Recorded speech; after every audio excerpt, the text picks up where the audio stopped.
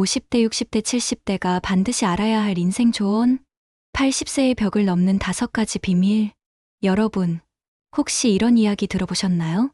우리 아버지는 75세까지만 해도 혼자서 차 몰고 시장도 가고 친구들과 등산도 다니셨어요. 그런데 80세가 넘어가니까 갑자기 마치 다른 사람이 된 것 같더라고요. 실제로 제 지인의 이야기입니다.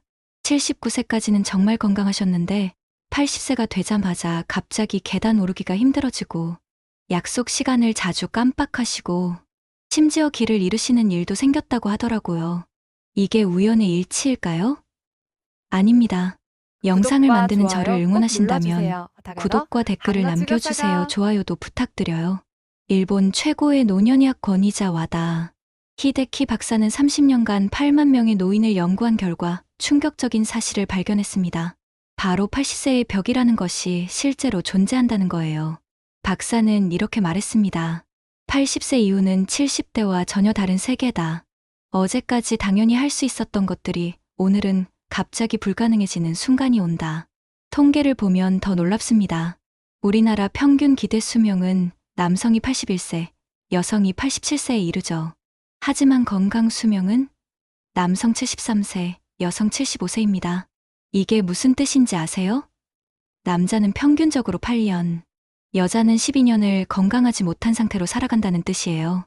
이 기간 동안은 화장실 가기, 밥 먹기, 옷 입기 같은 기본적인 일상생활조차 타인의 도움 없이는 힘들어집니다. 상상해 보세요. 아무리 돈이 많고 아무리 명예가 있어도 내 몸을 내가 돌볼 수 없다면 그 어떤 것이 무슨 소용이겠습니까? 하지만 절망하지 마세요. 80세의 벽은 피할 수 없지만 준비는 할 수 있습니다. 지금부터 제대로 준비한다면 그 벽은 두려운 장애물이 아니라 품위와 행복을 지키며 당당히 넘어설 수 있는 관문이 될 수 있어요. 오늘 제가 여러분께 전해드릴 5가지 비밀은 수많은 연구와 실제 사례를 바탕으로 한 진짜 이야기입니다. 50대, 60대, 70대인 지금 이 순간부터 실천하신다면 여러분의 80대는 분명히 달라질 거예요. 그럼 첫 번째 비밀부터 시작해볼까요? 1장 배우자는 효자, 10명보다 낫다. 내가 늙으면 자식들이 효도할 거야. 자식만 잘 키워놓으면 외롭지 않을 거야. 이렇게 생각하시는 분들 많으시죠? 저도 한때는 그렇게 생각했습니다. 하지만 현실은 정말 다르더라고요. 일본 에이메 대학에서 정말 흥미로운 연구를 했어요. 60세에서 84세까지 노인 8,500명을 무려 4년간 추적 조사한 건데요. 결과가 정말 충격적이었습니다. 남자의 경우 아내가 있는 사람이 혼자 사는 사람보다 사망률이 80%나 낮았어요. 반대로 여성은 남편이 없는 경우가 오히려 더 오래 살았습니다. 이게 무슨 뜻일까요? 남자에게 아내는 정말 생명줄이고 여자에게 남편은 솔직히 말하면 때로는 스트레스 요인이 될 수 있다는 거죠. 씁쓸하지만 이게 현실이에요. 실제로 제 주변에서도 이런 사례를 많이 봅니다. 아내를 먼저 떠나보낸 남성들은 정말 빠르게 쇠약해지시거든요. 반대로 남편을 먼저 보낸 여성들은 오히려 더 활기차게 지내시는 경우가 많아요. 그런데 여기서 더 중요한 건 아무리 효자 자식이 10명 있어도 배우자만 못하다는 사실입니다. 생각해 보세요. 여러분이 새벽에 갑자기 가슴이 아프다면 옆에서 자고 있는 배우자가 바로 119를 부르고 병원에 같이 갈 거예요. 하지만 자식들은 아무리 효자라도 다른 동네, 다른 도시에 살고 있다면 당장 달려올 수 없잖아요. 일상적인 것들도 마찬가지예요. 약 챙겨주기, 식사 준비하기, 병원 갈 때 동행하기, 심지어 단순히 옆에서 말상대가 되어주기까지 이 모든 것들을 자식이 해줄 수 있나요? 현실적으로 불가능하죠. 더 안타까운 건 요즘 자식들의 현실이에요. 제 친구 중에 이런 분이 계세요. 70대 후반인데 재혼을 하고 싶다고 하시더라고요. 그런데 자식들 반응이 어땠을까요? 아버지, 그 나이에 무슨 재혼이에요? 사기꾼일 수도 있어요. 재산 때문에 접근한 거 아닌가요? 하지만 같은 동네에 재산이 별로 없는 할아버지가 재혼한다고 했을 때는 자식들이 뭐라고 했을까요? 잘 됐네요, 아버지. 외롭지 않게 사세요. 서로 돌봐주면서 지내세요. 이 차이 느끼시겠죠? 결국 자식들도 사람이에요. 재산이 있으면 유산 걱정이 되고 재산이 없으면 돌봄 부담을 덜 수 있어서 오히려 반가워하는 거예요. 그래서 결론은 이겁니다. 남자의 장수 비결은 아내, 여자의 자유는 홀로서기. 지금 배우자가 살아계시다면 서로에게 최선을 다하세요. 사소한 일로 다투지 마시고 감사한 마음을 자주 표현하세요. 그리고 만약 배우자를 먼저 떠나보내셨다면 특히 남성분들은 새로운 동반자를 찾는 것도 진지하게 고려해 보시기 바랍니다. 80세의 벽을 넘는 첫 번째 비밀, 바로 배우자와의 관계입니다. 2장 80세 이후 건강검진을 벌여라. 건강검진은 무조건 좋은 거 아니야? 조기 발견이 최고지. 이렇게 생각하시는 분들이 대부분이시죠? 저도 그랬어요. 하지만 80세 이후에는 이 상식이 완전히 뒤바뀝니다. 핀란드에서 정말 대규모 연구를 했어요. 1200명의 기업 임원들을 두 그룹으로 나눠서 한쪽은 의료진이 적극적으로 개입해서 건강검진도 자주 받게 하고 치료도 열심히 받게 했어요. 다른 쪽은 거의 방치했죠. 15년 후 결과가 어땠을 것 같으세요? 놀랍게도 건강검진과 치료를 적극적으로 받은 그룹에서 더 많은 사람이 사망했습니다. 이게 어떻게 가능한 걸까요? 80세가 넘어가면 우리 몸의 거의 모든 수치가 소위 정상 범위를 벗어나게 돼요. 혈압도 높아지고 콜레스테롤도 올라가고 혈당도 높아지죠. 그런데 의사들은 이 수치들을 억지로 정상으로 만들려고 해요. 실제로 제가 아는 80대 할아버지 이야기를 해드릴게요. 건강검진에서 콜레스테롤이 높다고 나왔어요. 의사는 바로 약을 처방했죠. 그런데 그 약을 먹기 시작하면서부터 기력이 떨어지고 자꾸 감기에 걸리시더라고요. 왜 그럴까요? 콜레스테롤은 나쁘기만 한 게 아니에요. 우리 몸의 면역 시스템에도 중요한 역할을 해요. 그런데 그걸 억지로 낮추니까 면역력이 떨어진 거죠. 혈압도 마찬가지예요. 80세 이후에는 혈관이 딱딱해져요. 그래서 같은 양의 피를 보내려면 압력이 더 높아져야 해요. 특히 뇌로 피를 보내는 데는 더 높은 압력이 필요하죠. 그런데 약으로 억지로 혈압을 낮추면 뇌로 가는 산소와 영양분이 부족해져서 치매 위험이 오히려 높아질 수 있어요. 더 심각한 건 암 검진이에요. 80세 이후에는 암의 진행 속도가 매우 느려져요. 제가 알고 있는 85세 할머니는 유방암 진단을 받으셨어요. 의사는 당장 수술하라고 했죠. 하지만 가족들이 고민 끝에 수술을 포기하고 그냥 지켜보기로 했어요. 5년이 지난 지금 할머니는 여전히 건강하게 지내세요. 암은 거의 진행되지 않았고요. 만약 수술을 받았다면? 아마 수술 후 회복 과정에서 체력이 크게 떨어져서 침대에 누워 지내셨을 가능성이 높아요. 그럼 80세 이후에는 건강검진을 아예 받지 말라는 뜻일까요? 그건 아니에요. 하지만 접근 방식을 완전히 바꿔야 해요. 중요한 건 수치가 아니라 실제 생활에 지장이 있느냐 없느냐예요. 예를 들어 혈압이 160이 나왔는데도 일상생활에 전혀 문제가 없다면 그게 바로 그 사람의 정상이에요. 억지로 130으로 낮출 필요가 없다는 거죠. 반대로 혈압이 정상 범위에 있어도 어지러움을 자주 느끼거나 기운이 없다면 그때는 치료를 받아야겠죠. 80세 이후 건강의 기준은 단순해요. 오늘 내가 하고 싶은 일을 할 수 있는가? 이거예요. 검사 수치에 목숨 걸지 마시고 여러분 자신의 몸이 보내는 신호에 귀 기울이세요. 그게 80세의 벽을 넘는 두 번째 비밀입니다. 세장 나와 맞는 의사를 찾아라.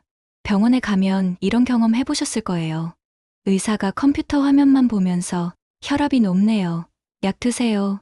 콜레스테롤이 높으니까 이 약도 추가로 드시고요. 이런 식으로 진료하는 경우 말이에요. 그런데 여러분이 선생님, 제가 요즘 이런 증상이 있는데요 라고 말하려고 하면 네, 일단 약부터 드시고 다음에 오세요. 이렇게 끝내버리죠. 이런 의사를 만나면 정말 답답하잖아요. 하지만 80세 이후에는 이런 의사들이 정말 위험할 수 있어요. 왜냐하면 80세 이후에는 수치보다 개인의 특성과 삶의 질이 훨씬 더 중요하거든요. 실제로 제가 아는 82세 할아버지 이야기를 해드릴게요. 당뇨 때문에 병원에 다니고 계셨는데 의사가 혈당 수치만 보고 계속 약을 늘리더라고요. 그런데 약을 많이 먹을수록 오히려 기운이 없어지고 식욕도 떨어지시더라고요. 그래서 다른 병원으로 옮겼어요. 새로운 의사는 어떻게 했을까요? 먼저 할아버지의 이야기를 끝까지 들었어요. 요즘 어떻게 지내시는지, 뭘 드시는지, 어떤 게 힘드신지, 그리고 나서 이렇게 말했어요. 할아버지 나이에는 혈당이 조금 높아도 괜찮아요. 대신 규칙적으로 산책하시고 좋아하시는 음식 드시면서 즐겁게 지내세요. 약은 절반으로 줄일게요. 결과가 어땠을까요? 수치는 조금 높아졌지만 할아버지는 훨씬 활기차게 지내세요. 식욕도 돌아오고 친구들과 만나는 것도 즐거워하시고요. 이게 바로 좋은 의사와 나쁜 의사의 차이예요. 좋은 의사는 이런 특징이 있어요. 환자의 이야기를 끝까지 들어줘요. 복잡한 의학 용어를 쉽게 설명해줘요. 여러 가지 치료 옵션을 제시하고 선택권을 줘요. 꼭 해야 한다 보다는 이런 방법도 있다고 말해줘요. 환자의 삶의 질을 우선으로 생각해요. 반대로 피해야 할 의사는 컴퓨터 화면만 보고 환자는 안 봐요. 무조건 수술이나 약물 치료만 강요해요. 질문하면 귀찮아해요. 중요한 부작용 설명을 대충 넘겨요. 의사가 하라는 대로만 하세요. 이런 식으로 말해요. 그런데 문제는 좋은 의사를 어떻게 찾느냐는 거죠. 사실 이건 하루아침에 되는 게 아니에요. 지금부터 미리미리 준비해야 해요. 50대, 60대일 때부터 여러 병원을 다녀보세요. 그러면서 여러분과 궁합이 맞는 의사를 찾아두는 거예요. 마치 좋은 미용실이나 식당을 찾아두는 것처럼요. 특히 내과, 정형외과, 신경과, 이비인후과 이런 주요 과목별로 신뢰할 만한 의사를 한 명씩은 알아두시는 게 좋아요. 그리고 가능하다면 동네 의원의 원장님과 친해지세요. 큰 병원보다는 동네 의원이 80세 이후에는 훨씬 도움이 될 수 있어요.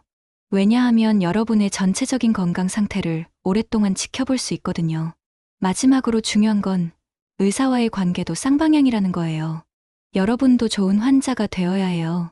증상을 정확하게 설명하고 궁금한 건 미리 메모해서 물어보고 처방받은 약은 제대로 복용하고요. 80세의 벽을 넘는 세 번째 비밀, 바로 나와 맞는 의사 찾기입니다.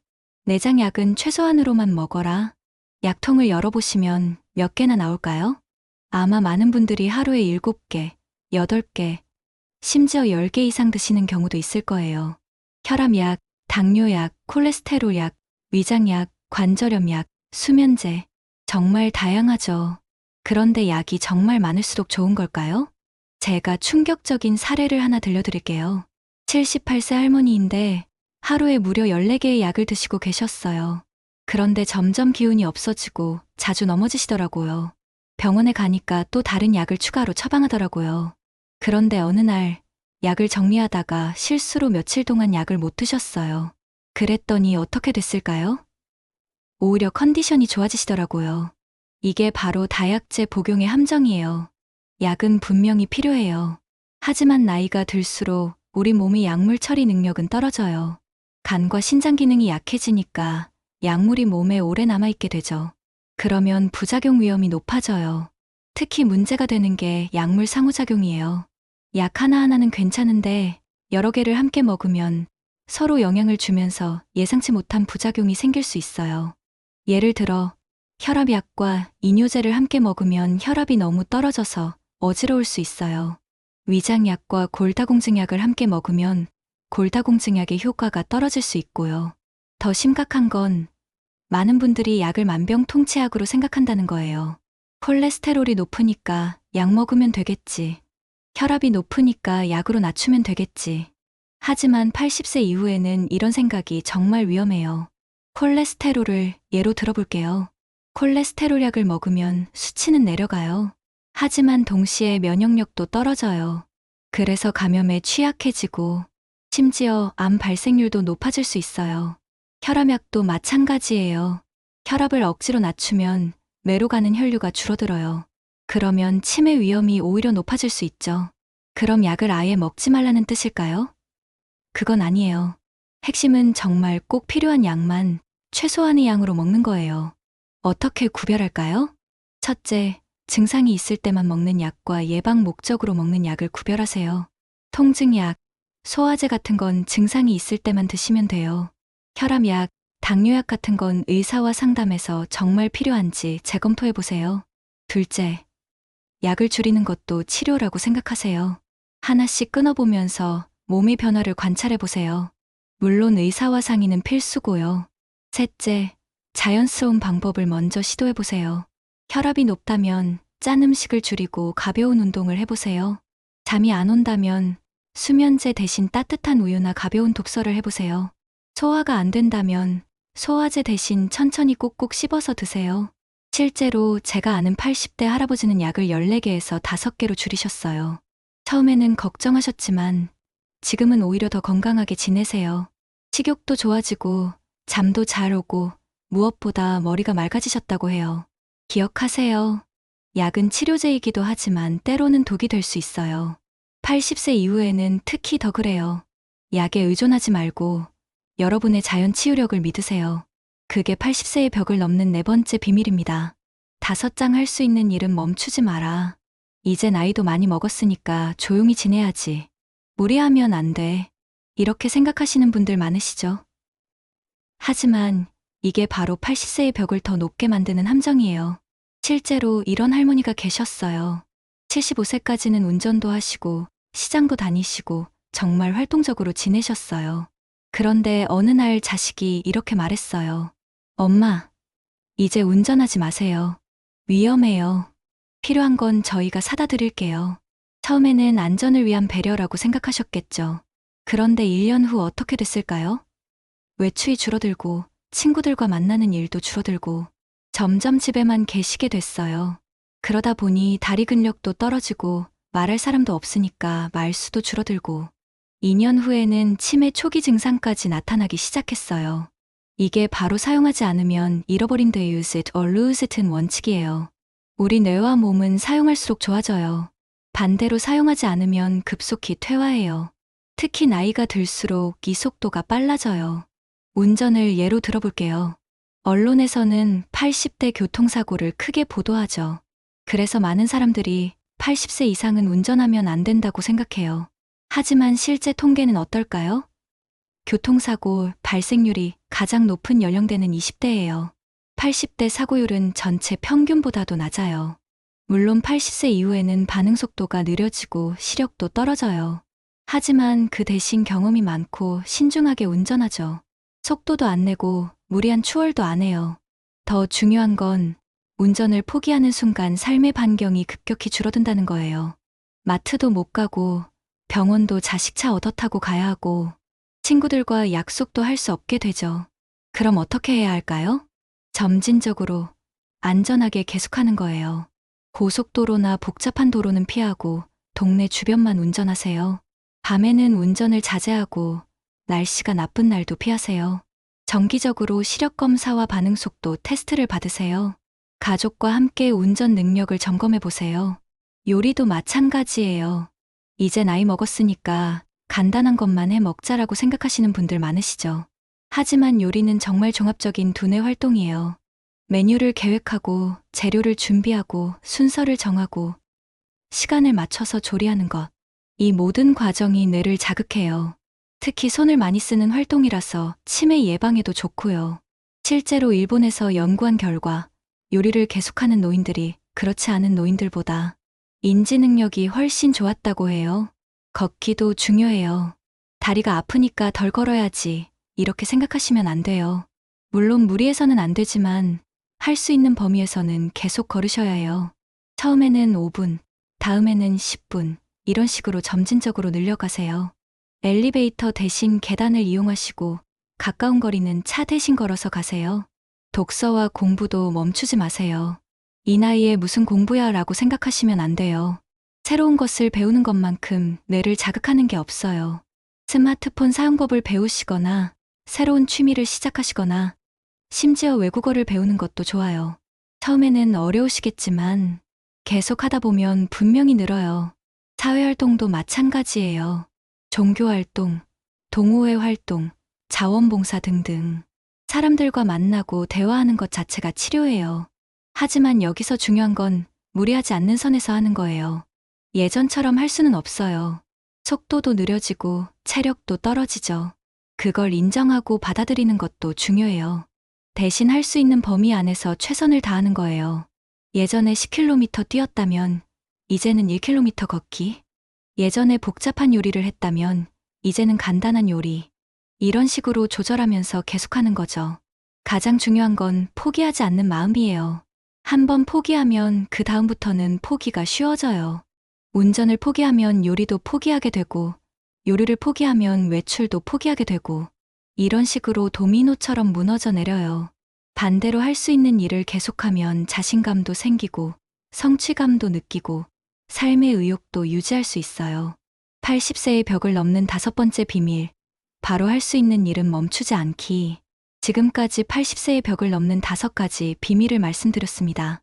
한 배우자는 효자 10명보다 낫다. 이 80세 이후 건강검진을 벌여라. 참나와 맞는 의사를 찾아라. 4점 약은 최소한으로만 먹어라. 5. 할 수 있는 일은 멈추지 마라. 이 5가지는 단순한 건강 팁이 아닙니다. 인생의 마지막 순간까지 존엄과 행복을 지키며 살아가는 방법이에요. 많은 사람들이 나이 들면서 이제 끝이야. 남은 건 기다리는 것뿐이야 라고 생각해요. 하지만 그렇지 않아요. 80대도 90대도 충분히 의미 있고 행복한 시기가 될 수 있어요. 중요한 건 지금부터 준비하는 거예요. 50대, 60대, 70대인 지금 이 순간이 가장 중요해요. 배우자와의 관계를 소중히 여기고 건강에 대한 관점을 바꾸고 신뢰할 만한 의사를 찾아두고 약에 의존하지 말고 할 수 있는 일들을 포기하지 마세요. 이 5가지만 제대로 실천하셔도 여러분의 80대는 분명히 달라질 거예요. 마지막으로 한 가지만 더 말씀드릴게요. 나이 드는 것을 두려워하지 마세요. 80세의 벽은 넘을 수 없는 장애물이 아니라 준비된 사람에게는 새로운 인생의 출발점이 될 수 있어요. 여러분 모두 건강하고 행복한 노후를 보내시길 진심으로 바랍니다. 오늘 이야기가 도움이 되셨다면 주변의 소중한 분들과도 꼭 나누어 보세요. 그리고 댓글로 여러분의 생각과 경험도 들려주시면 감사하겠습니다. 다음에 또 유익한 내용으로 찾아뵙겠습니다. 감사합니다.